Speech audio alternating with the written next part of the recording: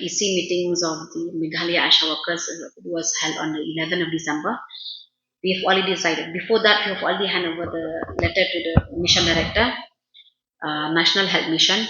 So after that, we got the answer that because of being deleted of the payment incentive to the Asha on behalf of the union itself, means on behalf of the states, Meghalaya Asha Workers Union, we have already taken the decision that will take it because after the deadline, after we giving the deadline on the 19th of December, until unless that they pay the incentive to the Asha, we have already taken the decision that will do the suspension. Like what I mean to say is like we just take a rest for a while. I mean until unless that the government will pay the incentive to the Asha to the whole states, then we have already decided that we will not take any, we will not go for work, we will not do any incentives, either with the activities or the paperwork.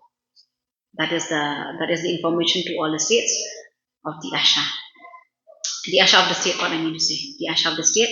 So since today I've come here to make a declaration that from tomorrow itself, that means it will be the 8th of January 2026, that the Asha all I mean in the state will take rest for sometimes. I mean for maybe it may be for 1 week or any time, any like indefinite strike, that we will not will not do any activities until unless that the government will pay the incentive to the Asha.